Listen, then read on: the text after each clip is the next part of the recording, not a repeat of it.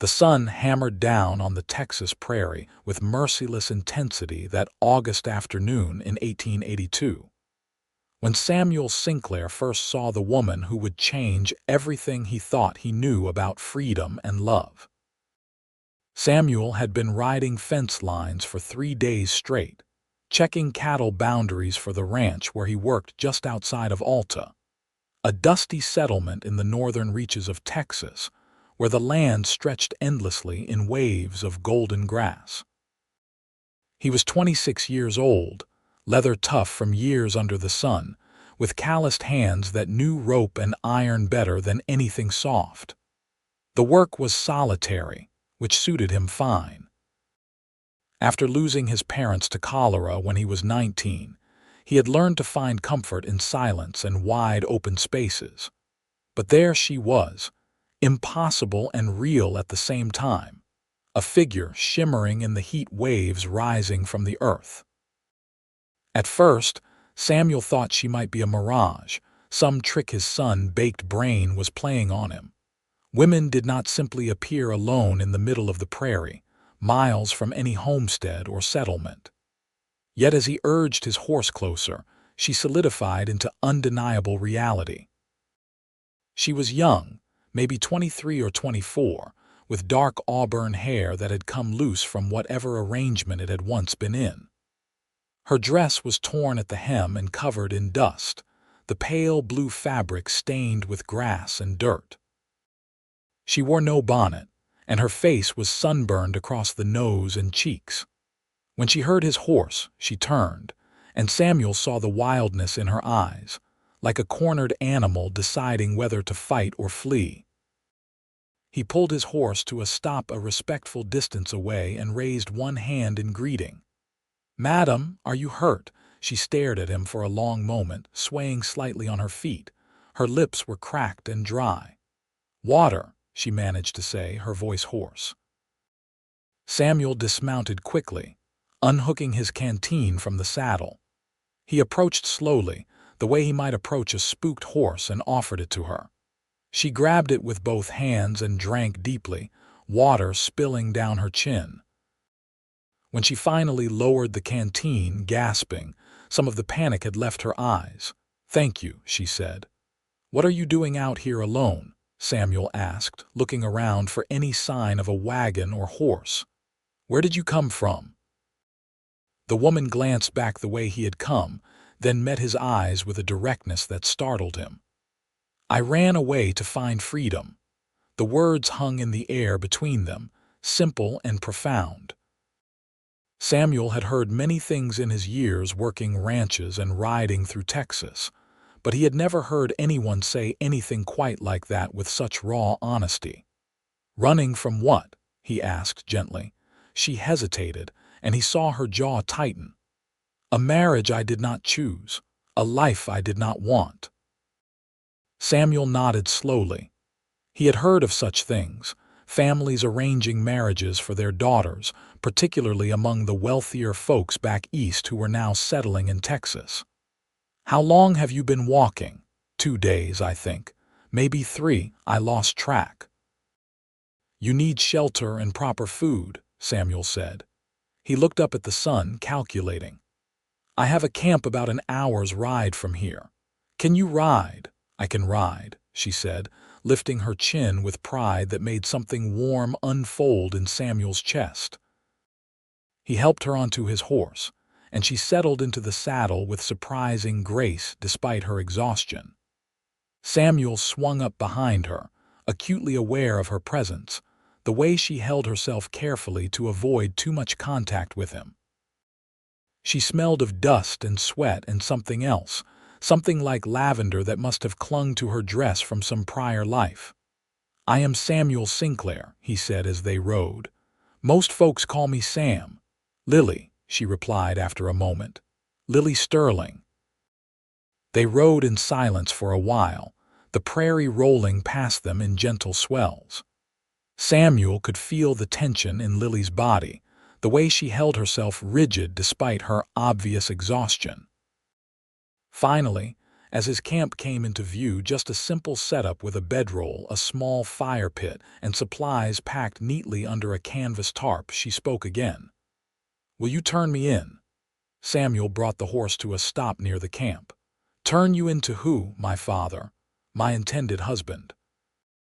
Whoever might be looking for me." He dismounted and helped her down, steadying her when her legs nearly buckled.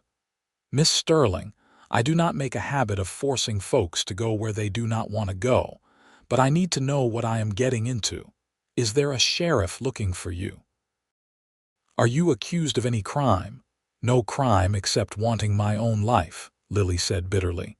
She swayed again, and Samuel guided her to sit on his bedroll. "When did you last eat?" "Yesterday morning. I had some bread in my pockets, but it ran out." Samuel set about building up the fire and getting food from his supplies. He had salt pork, beans, and hardtack. Not fancy, but it would fill her belly. As he cooked, he watched her from the corner of his eye. She sat with her arms wrapped around her knees, staring into the growing flames as evening began to soften the harsh light of day.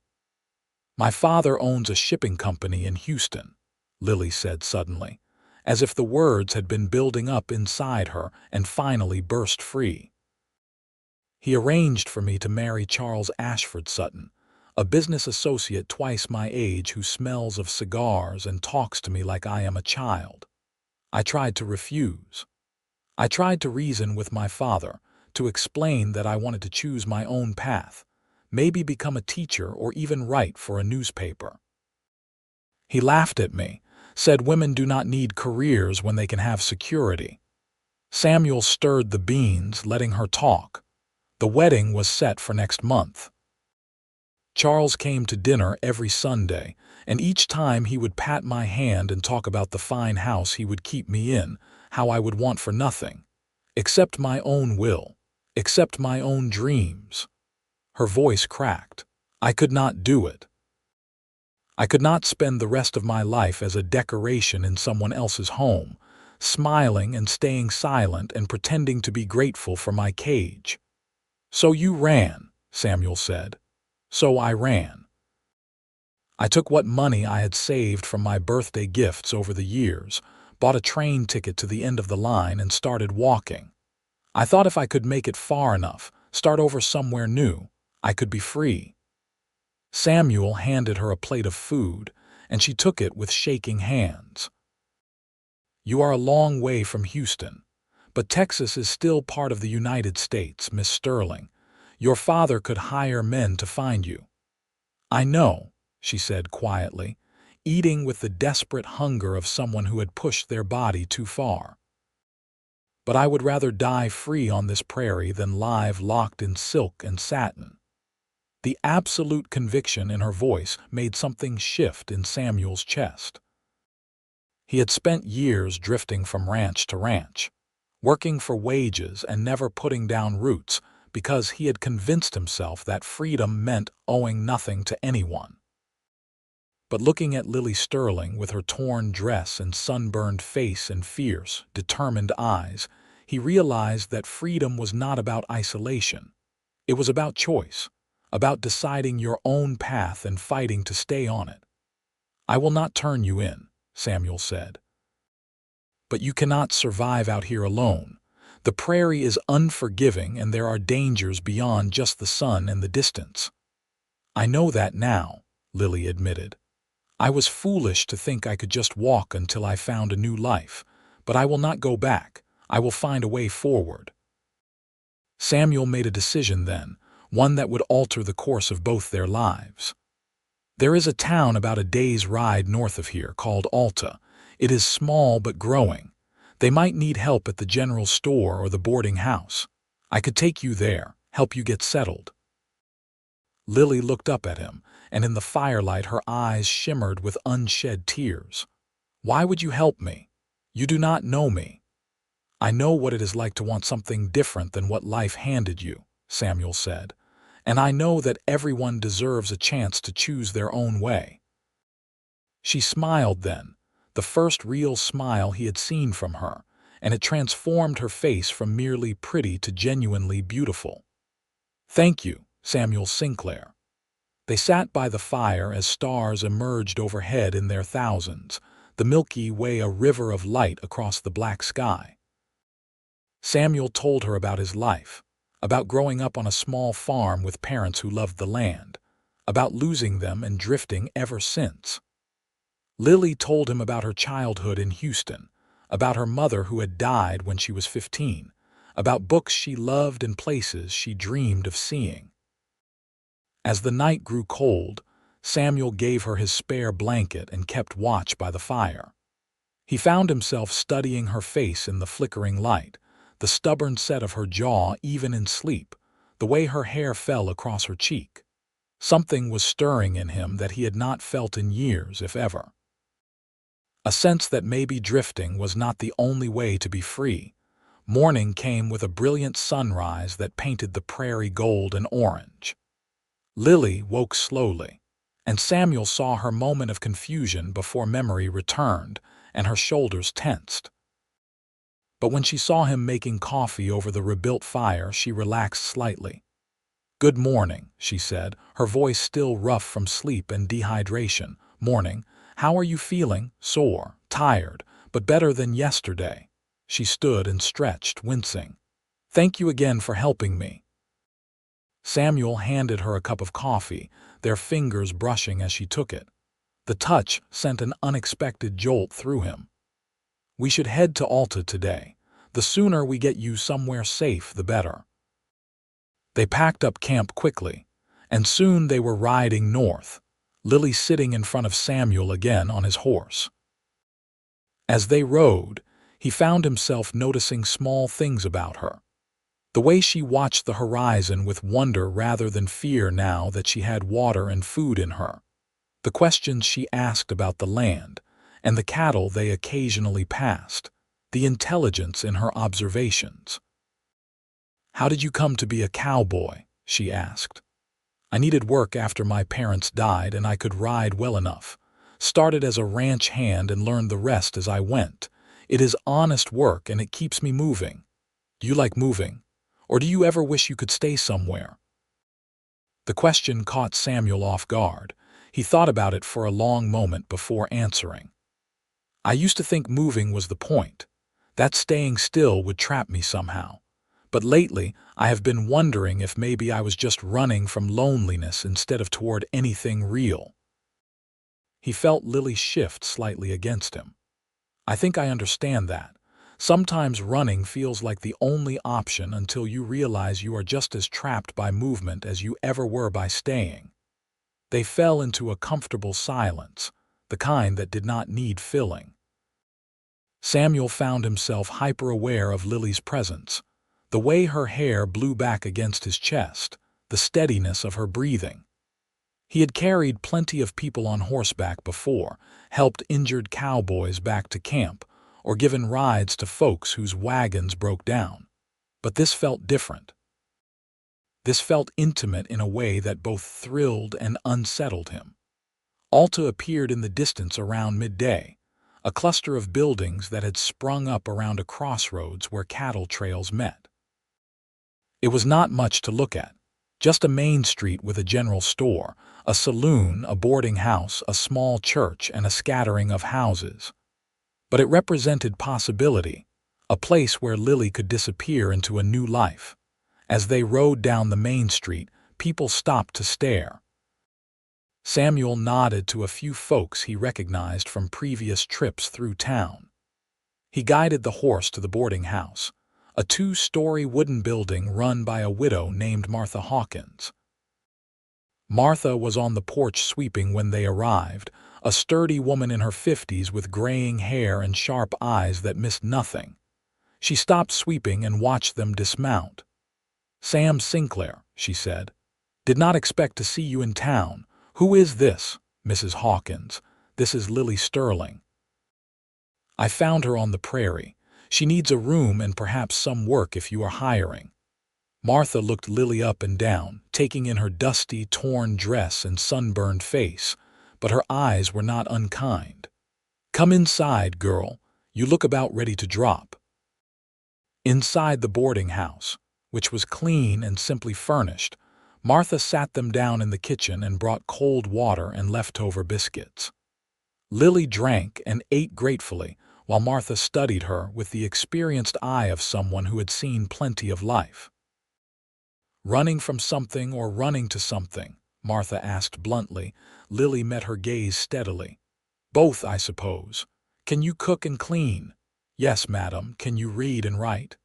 "Yes." "Very well," Martha nodded, considering. "I need help with the boarding house. Cooking, cleaning, changing linens, helping with accounts. The pay is not much, but you would have a room and meals included. If you are willing to work hard, we can try it out." Lily's eyes brightened. "I would be very grateful for the chance, Mrs. Hawkins.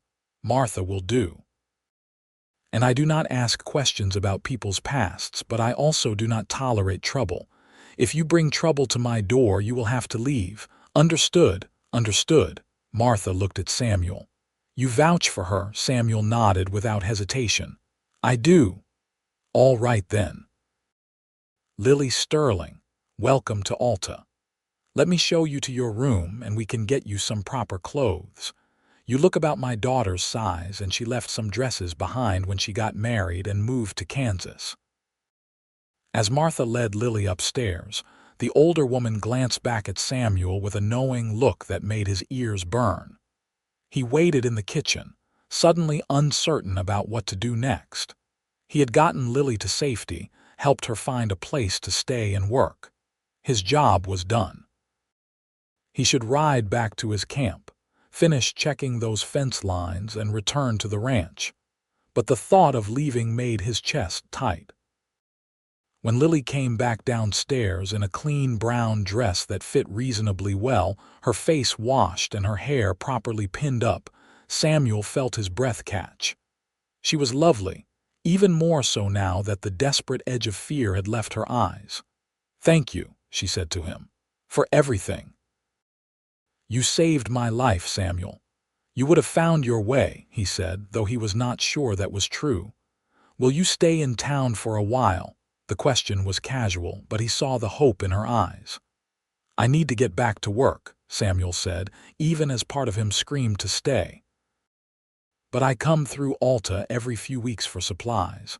I will check on you then, make sure you are settling in all right." Disappointment flickered across Lily's face, quickly hidden. "Of course, I understand. You have been so kind already." Samuel stood, hat in hand, feeling awkward in a way he rarely did. "If you need anything, you can leave word at the general store. I will get the message." "I will remember that." He left the boarding house and rode out of town, but he looked back 3 times before Alta disappeared behind him. Each time, he half expected to see Lily standing in the street, watching him go. But she was not there, and he told himself it was better that way. She needed to build her new life, and he needed to get back to the drifting simplicity of ranch work, except it did not feel simple anymore. For the next 2 weeks, as Samuel rode fence lines and moved cattle, and did all the familiar work that usually gave him peace, he could not stop thinking about Lily Sterling. He wondered if she was adjusting well to life at the boarding house, if Martha was treating her fairly, if she was eating enough and sleeping well. He wondered if she thought about him at all, or if he had already faded into just another part of her journey toward freedom. The wondering gnawed at him until finally, 3 weeks after leaving her in Alta, Samuel rode into town again.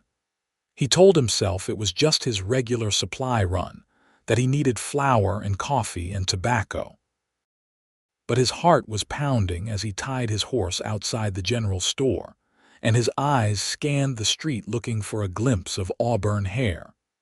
He was inside the store, making small talk with the proprietor and gathering his supplies, when he heard her voice outside. His whole body went still, listening. "Thank you, Mrs. Chen. I will bring the supplies back to Martha right away." Samuel stepped to the doorway and saw Lily on the boardwalk, carrying a basket filled with groceries. She wore a different dress now, a simple green one that brought out the color of her eyes. Her face had healed from its sunburn, and she looked healthy, strong even. She was laughing at something the Chinese shopkeeper's wife had said, and the sound was like music. "Miss Sterling," Samuel said, stepping out onto the boardwalk. Lily turned and her whole face lit up. "Samuel, you came back. Said I would check on you," he replied, his throat suddenly tight. "I am glad you keep your promises." She set down her basket and really looked at him. "You look tired. Have you been working hard?" The usual amount. He could not stop staring at her, drinking in the sight of her safe and thriving. "How are you settling in?" "Martha is wonderful. The work keeps me busy, but I like it. I feel useful. And I have been reading to some of the children in town on Sunday afternoons. One of the mothers mentioned they needed help with schooling, and I offered." Her eyes shone with genuine happiness. "I am building something here, Samuel. A real life that is mine."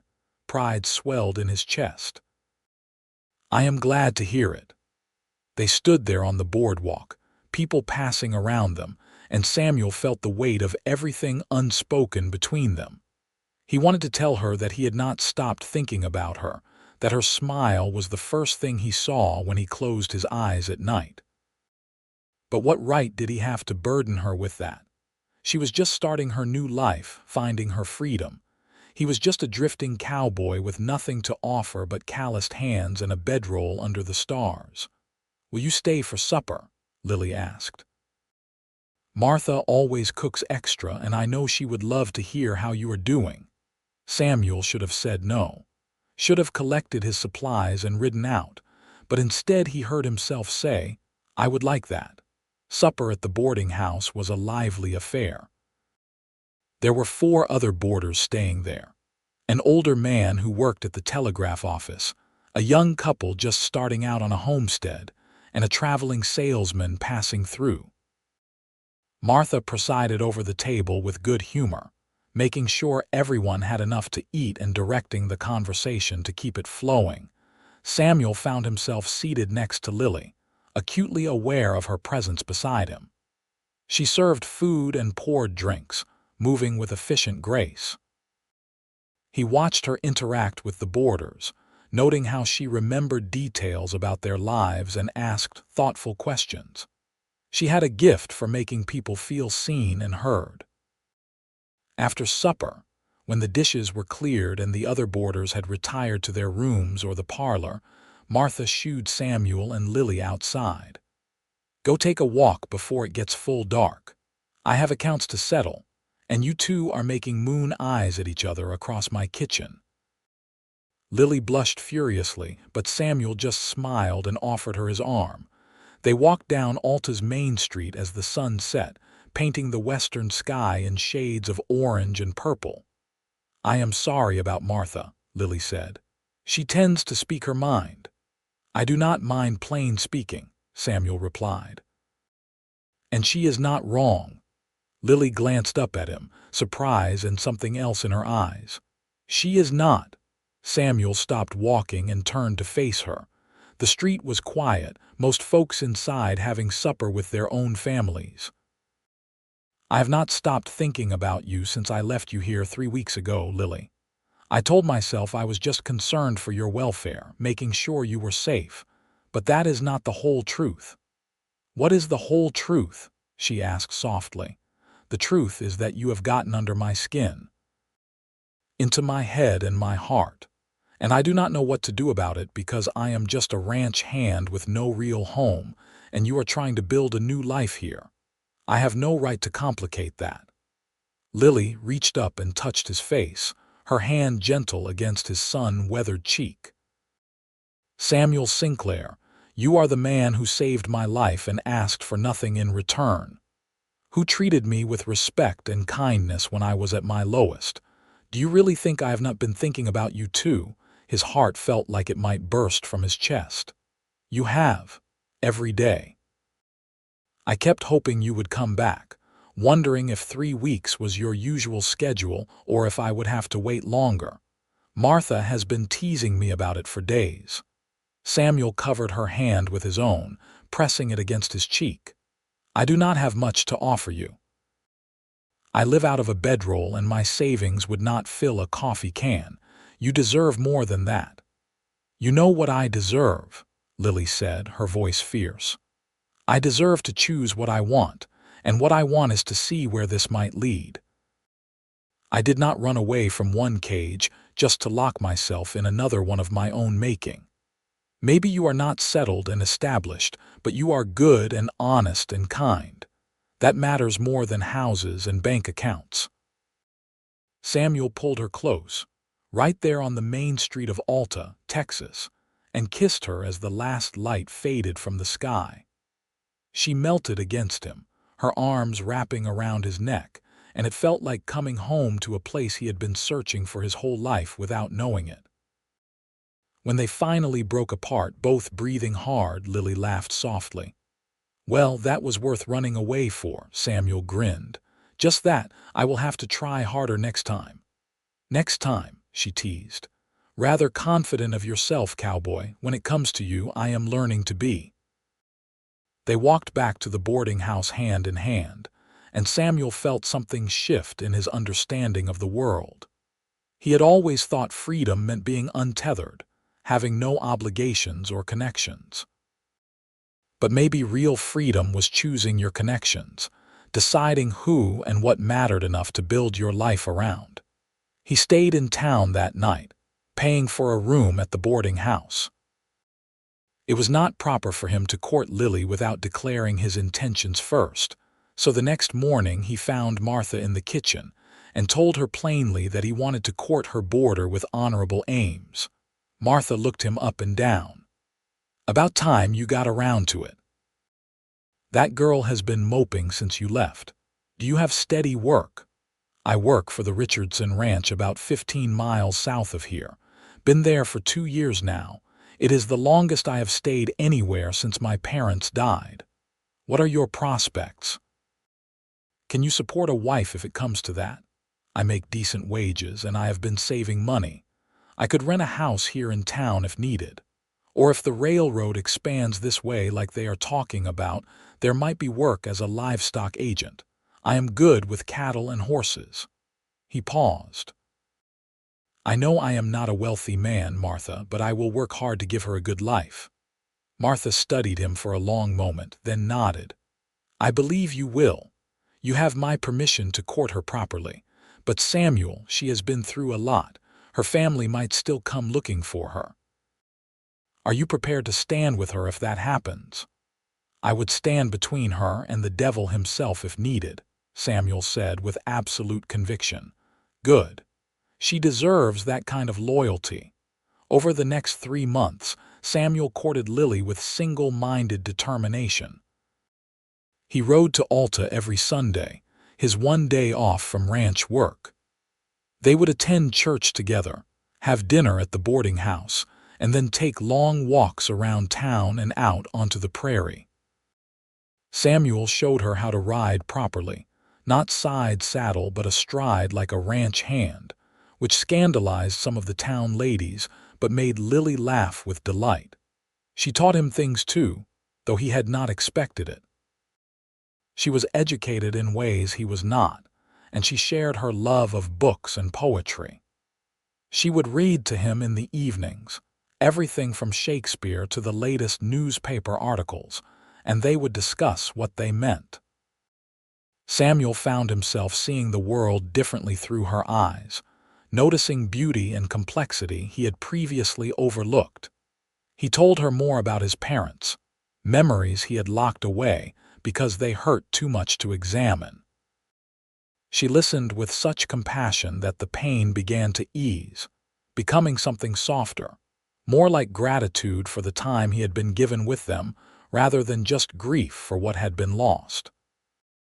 Lily told him more about her life in Houston too, though she was careful never to mention specific addresses or her father's business name. She talked about her mother, who had encouraged her to read and think, who had died too young and left Lily at the mercy of a father who saw daughters as assets to be traded. She talked about the suffocating feeling of being groomed for marriage like a prize horse, valued only for appearance and obedience. I used to have nightmares about my wedding day, she confessed one Sunday afternoon as they sat by a creek a few miles from town. I would dream that I was standing at the altar, and when I opened my mouth to say the vows, no sound would come out. I was screaming inside but completely silent, and everyone just smiled and nodded like everything was fine. Samuel took her hand, threading his fingers through hers. You will never be silenced again, not while I am alive. She leaned her head on his shoulder. I know. That is why I love you. The words were said so simply, so naturally that it took Samuel a moment to process them. When he did, his heart seemed to stop and restart at the same time. He turned to her, taking both her hands in his. You love me. Lily met his eyes without hesitation. I love you, Samuel Sinclair. I think I started falling in love with you that first day when you offered me water and did not demand anything in return. And I have been falling deeper every day since. I love you too, Samuel said, the words feeling both inadequate and perfect. I love your courage and your intelligence and your kindness. I love how you see the world with such wonder even after everything you have been through. I love the way you laugh and the way you argue with me when you think I am wrong. I love everything about you, Lily Sterling. He kissed her there by the creek, with the sound of running water and birdsong around them, and it felt like a promise being made and kept all at once. As autumn turned the prairie grass golden and the air took on a crisp edge, Samuel began making plans. He talked to his boss at the Richardson Ranch and explained the situation. Mr. Richardson, a fair man in his 50s, agreed to increase Samuel's wages if he took on additional responsibilities overseeing the other cowboys. It was not a fortune, but it would be enough to rent a small house in Alta and support a family. Samuel also talked to the new sheriff in town, a Texas Ranger named Bill Crawford who had recently taken the position. He explained about Lily, her circumstances, and his concerns that her father might eventually track her down. Sheriff Crawford listened carefully. There is no law against a grown woman leaving her family, Crawford said. If she is over 18 and has committed no crime, she has every right to go where she pleases. If her father or this man she was supposed to marry shows up causing trouble, you come find me. I will make sure they understand the law. That assurance eased some of Samuel's worry, though he remained vigilant. He and Lily discussed what they would do if her father found her. She was adamant that she would not go back, even if he threatened to disown her or caused a scene. I gave up that money and that name when I ran, she said firmly. If he comes here, I will tell him to his face that I am not his property and never was, and if he cannot accept that, he can leave. Samuel admired her conviction, even as he prepared himself to stand between her and any trouble that might come. By December, snow was dusting the prairie, and Samuel knew he could not wait any longer. He used most of his savings to buy a simple gold band from a jeweler in a larger town 2 days' ride away. It was not fancy, but it was solid and real, and he hoped it would be enough. On Christmas Eve, after a church service where the whole town had gathered to sing carols, Samuel asked Lily to take a walk with him despite the cold. She bundled up in a thick shawl, and they walked to the edge of town where they could see stars brilliant against the black winter sky. It has been 6 months since I found you on the prairie, Samuel said. The best 6 months of my life. Mine too, Lily said, smiling up at him. I know I am not a wealthy man, and I cannot give you the kind of life you might have had in Houston. But I can promise you that you will be loved and respected every day. I can promise you that your voice will always matter, that your dreams will always be important to me. I can promise you freedom, the real kind, where we build a life together based on what we both want. He pulled out the ring, holding it up so it caught the moonlight. Lily Sterling, will you marry me? Tears streamed down Lily's face, but she was smiling so broadly it looked like joy might split her in two. Yes, yes, Samuel, I will marry you. I will marry you and spend the rest of my life loving you and being free with you. He slid the ring onto her finger, and they kissed in the cold December air, their breath mingling in clouds of steam. When they walked back to town, hand in hand, Martha took one look at Lily's face and whooped with delight, pulling them both into the kitchen to share the news with the other boarders and toast their engagement with hot cider. They were married in February of 1883 in the small church in Alta, with most of the town turning out to witness it. Martha stood up for Lily, and one of Samuel's fellow cowboys from the Richardson Ranch stood up for him. The ceremony was simple but heartfelt. When the preacher asked if anyone objected to the union, Samuel's hand instinctively moved to Lily's, ready to defend their choice if needed. But no objection came, just the warm murmur of support from their friends and neighbors. Lily wore a dress that Martha had helped her make, simple white cotton with lace at the collar and cuffs. She looked radiant, her hair pinned up with wildflowers that some of the local children had picked for her. Samuel wore his best shirt and pants, his boots polished until they shone, his hat in his hands as he said his vows. I promise to honor you as my equal, he said, looking into her eyes. To support your dreams and build a life where we are both free to grow. I promise to stand with you against any trouble and to love you every day for the rest of my life. Lily's voice was steady and clear as she made her own vows. I promise to build our home into a place of love and honesty, to stand with you in hard times and celebrate with you in good times. To choose you every day and never take for granted the freedom we have together. I love you, Samuel Sinclair, with all that I am. When they kissed as husband and wife, the congregation applauded and Samuel felt a completeness he had never known was possible. They moved into a small rented house on the edge of Alta, just 2 rooms with a kitchen and a bedroom, but it was theirs. Samuel continued working at the Richardson Ranch, though now he came home every night instead of sleeping in the bunkhouse.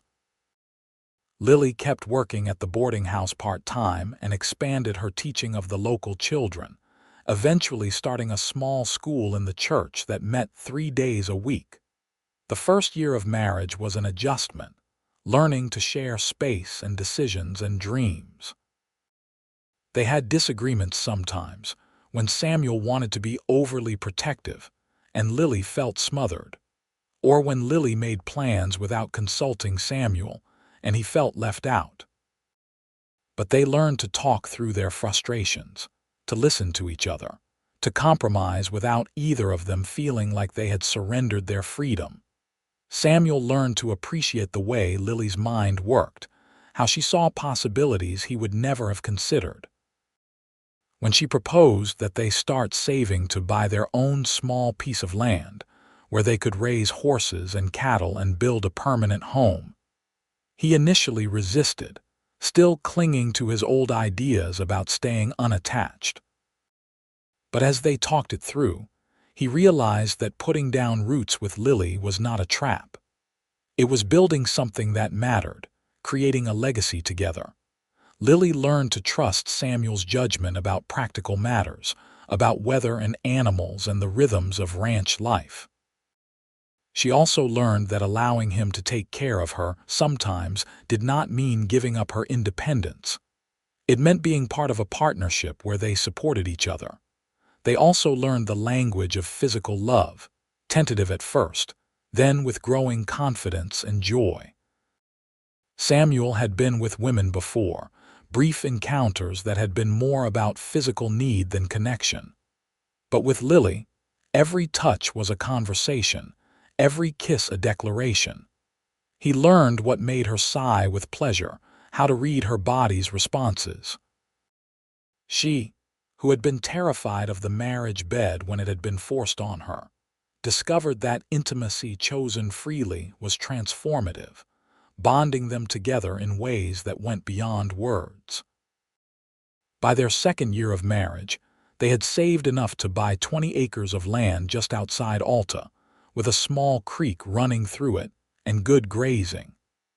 Samuel and several of his cowboy friends built a modest house there, 3 rooms with a porch that faced west to catch the sunset. It was not grand, but it was solid and warm, built with their own hands and filled with their love. They bought a few horses and cattle, with plans to breed them and slowly build their herd. Samuel still worked for the Richardson Ranch several days a week, bringing in steady money, while Lily continued teaching and started taking in sewing work. Between the two of them, they made enough to get by and save a little. Life was not always easy. Droughts came, and they had to watch the grass die and worry about feeding their animals. Winter storms hit, and they huddled by the fire, praying their livestock would survive. The garden Lily planted sometimes thrived and sometimes failed. Money was often tight, and they had to make hard choices about what to spend on, but through it all, they had each other. Samuel would come home from long days of hard work to find Lily waiting with dinner and a smile. She would share stories about her students, about the women in town, about the books she was reading. He would tell her about the ranch, about the cattle they had moved or the fence lines they had ridden. They would talk for hours, planning and dreaming and simply enjoying each other's company. 3 years into their marriage, Lily discovered she was pregnant. She was 27 then, Samuel 32. The news filled them both with joy and terror. They were so far from doctors, and childbirth was dangerous. But Lily was healthy and strong, and Martha, who had helped deliver many babies in her time, promised to be there when the time came. Samuel became even more protective, which drove Lily crazy. "I am pregnant, not made of glass," she would say when he tried to stop her from doing chores. But he could not help it. The thought of losing her was unbearable, and he did everything in his power to make sure she stayed healthy. One afternoon in May, about 4 years after Samuel had first found Lily on the prairie, a stranger rode up to their house. Samuel was out mending fence lines, but Lily was home, hanging laundry in the yard, her pregnant belly rounded and obvious under her dress. The stranger was well-dressed, riding an expensive horse, and Lily felt her blood turn cold even before he spoke. "Lily Sterling?" the man asked, dismounting. She straightened, one hand instinctively going to her belly. "Who is asking?" "My name is Robert Keene. I am a private investigator hired by your father, Thomas Sterling of Houston. He has been searching for you for 4 years. Lily's heart hammered, but she kept her voice steady. "I left of my own free will. I am not lost and I am not in danger. You can tell my father you found me and that I am well, but I am not coming back." Keene looked surprised. "Mrs. Sterling, your father has been beside himself with worry. He is willing to forgive your impulsive flight if you will just return home." "This is my home," Lily said firmly. "I am married. I am starting a family. My father did not want a daughter, he wanted an asset. I am not that, and I never was. He is your father. He has certain rights. I am a grown woman, and I have the right to live my own life. If you do not believe me, you can speak to Sheriff Crawford in town. He will explain the law to you."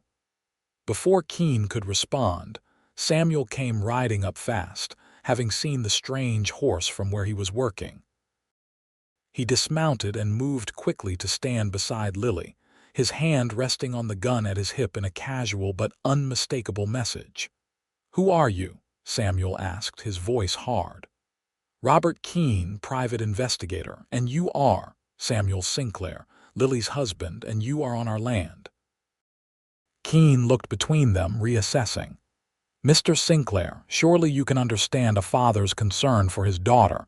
Mr. Sterling has been searching for her for years. He deserves to know she is safe." "She is safe," Samuel said flatly. "She is also free. She chose to leave, and she has chosen to stay here with me. That is the end of the discussion. Mr. Sterling is a wealthy man. He could make things difficult for you both." Lily stepped forward, her hand finding Samuel's. "You can tell my father that I am alive and well and happily married. You can tell him that I am going to have a child, and that if he wants to know his grandchild, he will have to accept my choices and treat me with respect. If he cannot do that, he is not welcome in our lives. I would rather have nothing than live under his control again." Samuel squeezed her hand, pride and love surging through him. "You heard my wife. Now I suggest you ride on before I lose my patience." Keene studied them for a long moment, then nodded slowly. "I will deliver your message, but I suspect this is not the last you will hear from Thomas Sterling." He mounted his horse and rode away, and Samuel pulled Lily into his arms, feeling her trembling despite her brave words. "You did so well," he murmured into her hair. "I am so proud of you." "I was terrified," she admitted, "but I meant every word. I will not go back. I will not let him control me ever again. You will not have to. I will make sure of it." A month later, they received a letter. It was addressed to Lily in elegant handwriting, and the return address was Houston. Lily stared at it for a full day before she had the courage to open it. Samuel sat beside her, his hand on her back as she finally broke the seal and read. The letter was from her father.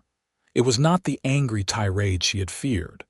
Instead, it was measured, almost cold in its formality. Thomas Sterling wrote that he was disappointed in her choices, but acknowledged that she was beyond his reach. He stated that if she had chosen to throw away her breeding and position to live as a rancher's wife, that was her mistake to make. He informed her that he had removed her from his will and would not provide any financial support. However, he grudgingly admitted that if she bore children, he supposed he had some obligation as a grandfather to know of their existence, though he made no promises about maintaining contact. The letter ended with a statement that Charles Sutton had married another woman 6 months after Lily's disappearance, someone more suited to the role of a proper wife.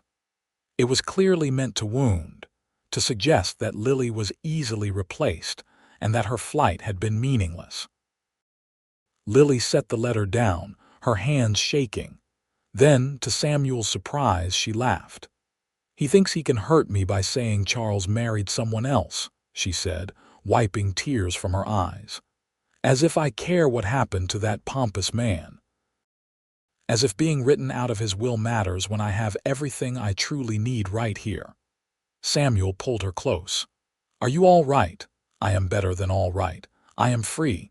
Really, truly free. He cannot touch me anymore. His worst punishments, cutting me off and refusing to acknowledge me, they mean nothing because I never wanted those things anyway. I have you. I have this life we built. I have our child coming. That is everything." She kissed him then, fierce and passionate, and Samuel felt the last of his worry ease. Lily had faced down her past and chosen her future. They were truly free together. Their son was born in October of 1886, a healthy baby boy with his mother's auburn hair and his father's gray eyes.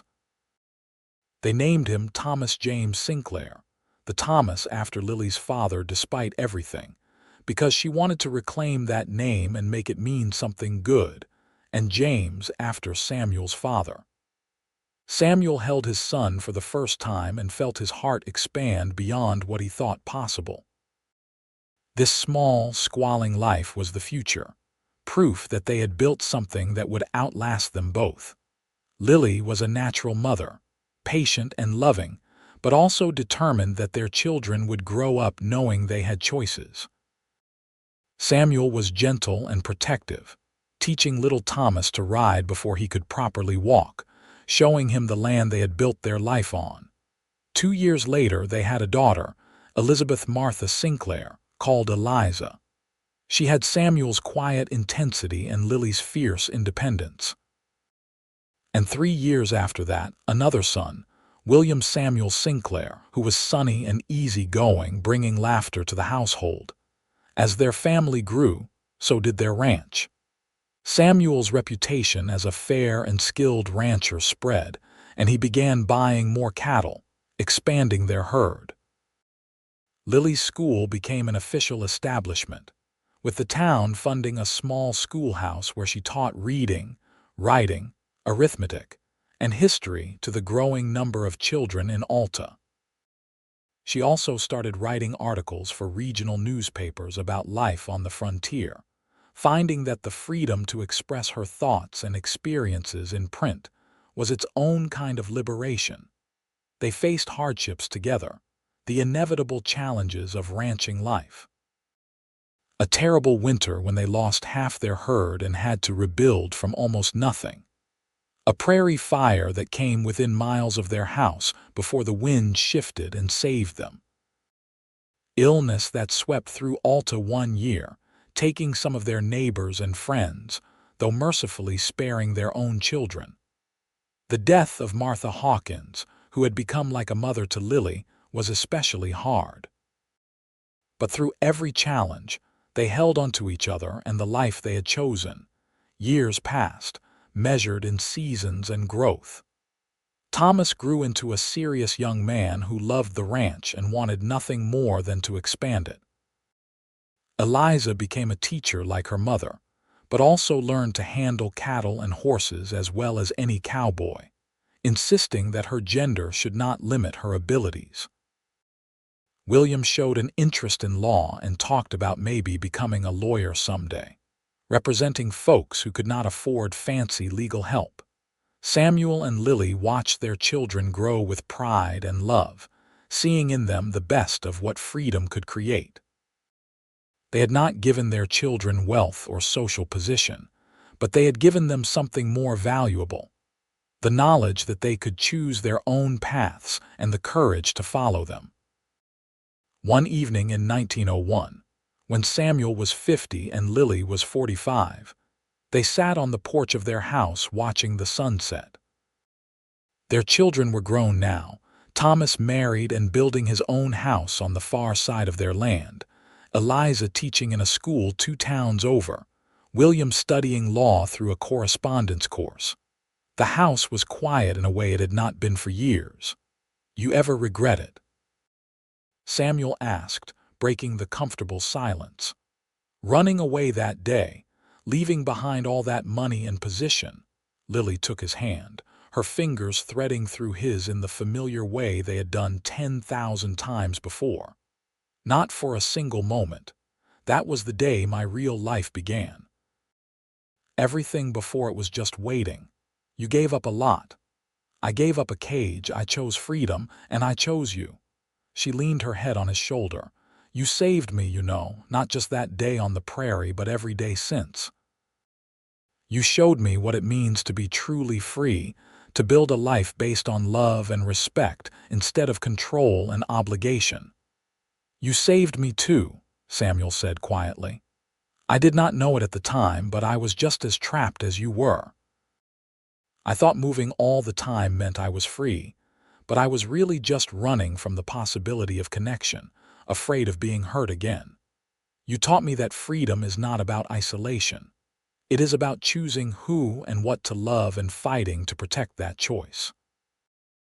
They sat in silence for a while, watching the sky turn from gold to purple to deep blue. Somewhere in the distance, cattle lowed. A coyote called and another answered. The prairie stretched out around them in every direction, endless and beautiful and unforgiving and full of possibility.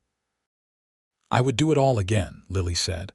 "Every hard day, every scared moment, every time we wondered if we would make it through. I would do it all again for this, for you, for the life we built together." Samuel kissed the top of her head. "So would I, love, so would I." Years continued to pass in the gentle, inevitable way of time. Thomas took over more of the ranch operations as Samuel's body began to feel the accumulated toll of decades of hard work.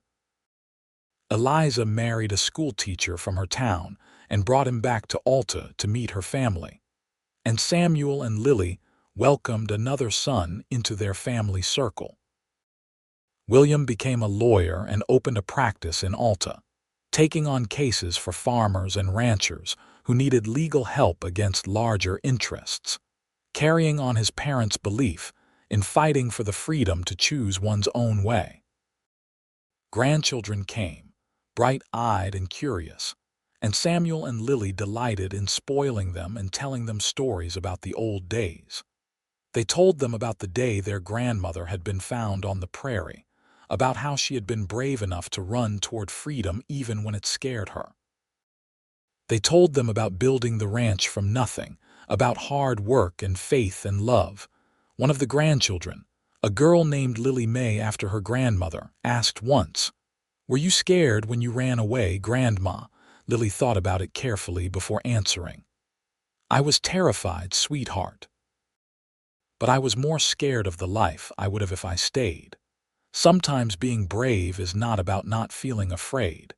It is about deciding that what you are moving toward matters more than what you are running from." In 1918, the world was a different place than it had been when Samuel first found Lily on the prairie. The Wild West they had known was fading, replaced by automobiles and telephones and electric lights. Alta had grown from a dusty crossroads into a proper town with paved streets and modern conveniences. But Samuel and Lily's ranch remained, a testament to everything they had built together. Samuel was 62, his hair completely gray now, his hands gnarled with arthritis but still strong. Lily was 57, her auburn hair streaked with silver, her face lined but still beautiful to Samuel's eyes. They had slowed down, leaving the hard ranch work to their son and the hands he employed, but they were still active, still engaged with their family and community. One spring morning, Samuel woke early as he always did and found Lily already up, standing on the porch watching the sunrise.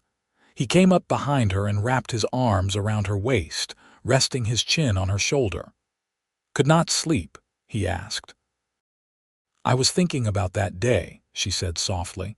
36 years ago when you found me wandering the prairie. I remember it like yesterday. You looked like you might bolt if I got too close." Lily laughed. "I probably would have if you had not offered me water first. You had kind eyes. I decided to trust you in that moment, and it was the best decision I ever made. I thought you were a mirage at first, something impossible that could not really be there. In a way, I was right. You were impossible.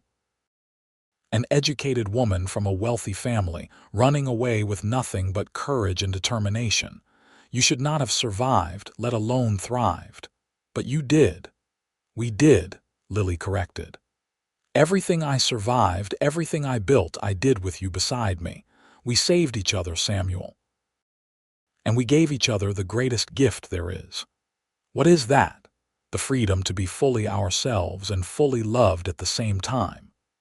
Samuel turned her in his arms so he could look at her face, memorizing it as if he had not already spent thousands of days doing the same thing. "I love you, Lily Sinclair. I have loved you from the moment you told me you ran away to find freedom. I will love you until my last breath and beyond." "I love you too, Samuel. You are my freedom. You are my home. You are everything." They stood there on the porch as the sun climbed higher, two people who had found each other against impossible odds and built a life that mattered. Their story was not one that would be written in history books or remembered by the world.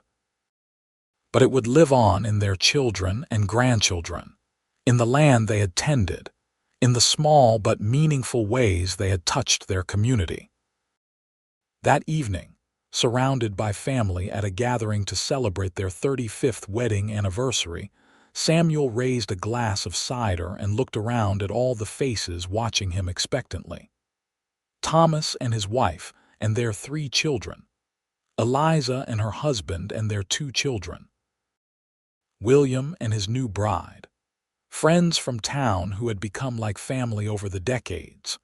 All of them here because of a choice Lily had made to run toward freedom, and a choice Samuel had made to help her find it. 35 years ago, Samuel said, his voice carrying clearly through the room, I found a woman wandering the prairie. She was lost and scared and sunburned, but she was also the bravest person I had ever met. She told me she ran away to find freedom, and I thought I understood what she meant. But it took me years to really grasp it. Freedom is not about having no ties. It is about choosing your ties wisely and holding on to them with everything you have. It is about building something that matters and defending it against anything that threatens it. Lily taught me that. She teaches me still, every single day. So here is to my wife, my partner, my love. Thank you for choosing freedom. Thank you for choosing me. Lily stood and kissed him to applause and cheers, and Samuel felt the same rush of emotion he had felt that first night when she had said she loved him. It never faded, that sense of wonder that she was his and he was hers, that they had found each other and held on through everything life threw at them. The years that followed were gentle ones, golden autumn years where Samuel and Lily continued to thrive in their quieter way. They spent their days tending a garden, visiting with their grandchildren, taking slow rides across land they had made their own through decades of work and love. They talked for hours still, never running out of things to say, never losing their delight in each other's company. When Samuel was 74 and Lily was 69, he fell ill one winter. It started as a cough that would not leave and developed into pneumonia. The doctors came from the nearest city, but there was little they could do. Samuel faced his mortality with the same quiet strength he had faced everything else in his life, but his only regret was leaving Lily. I wanted more time, he told her one night as she sat beside his bed, holding his hand. I wanted to grow old enough to see great-grandchildren grow up. I wanted more years to love you. You have loved me so well, Lily said, tears streaming down her face. You have loved me better than I ever dreamed was possible. You saved me, Samuel. In every way a person can be saved, you saved me. You saved me right back, he whispered. You gave me a reason to stop running, a reason to put down roots. You gave me a family and a home and a purpose. You gave me everything. Samuel Sinclair died on a cold February morning in 1932, surrounded by his family with Lily's hand in his. His last words were her name, whispered with love and gratitude. Lily grieved deeply, but not bitterly. She had been blessed with 49 years of marriage to a man who had truly loved her, who had seen her as an equal partner and cherished her freedom as much as his own. That was more than many people ever got. She continued living in their house, cared for by her children and grandchildren, spending her days writing her memoirs and teaching anyone who would listen about the importance of choosing your own path. When she was asked, late in her life, what advice she would give to young women, she said simply, choose freedom. Not the selfish kind where you owe nothing to anyone, but the real kind where you decide what matters to you and build your life around those choices. Do not let anyone tell you that you have to give up who you are to be loved. The right person will love you more for being fully yourself. Lily lived to be 83 years old, passing peacefully in her sleep in 1937, surrounded by 3 generations of family who loved her. She was buried beside Samuel on a hill overlooking the ranch they had built together, under a sky so wide and blue it seemed infinite. At her funeral, Thomas read from his mother's memoirs, the story of the day she had run away to find freedom and instead found love. As he read, describing that moment when a desperate woman and a lonely cowboy had met on the endless prairie and changed each other's lives forever, there was not a dry eye among those gathered. Their story became a family legend, passed down through the generations. The ranch remained in the family. expanding and evolving, but always carrying the spirit of freedom and love that Samuel and Lily had infused into every acre. Their descendants grew up knowing that they came from people who had been brave enough to choose their own way, who had built something meaningful from nothing but faith and hard work and love. And sometimes, on quiet evenings when the wind blew across the prairie and the sun set in glorious colors, people said they could feel the presence of Samuel and Lily still, two souls so thoroughly intertwined that not even death could fully separate them. They were there in the land they had loved, in the legacy they had left, in the simple but profound truth they had lived every day of their lives together. That real freedom comes not from being alone, but from choosing who to love and fighting to protect that choice against anything that would take it away.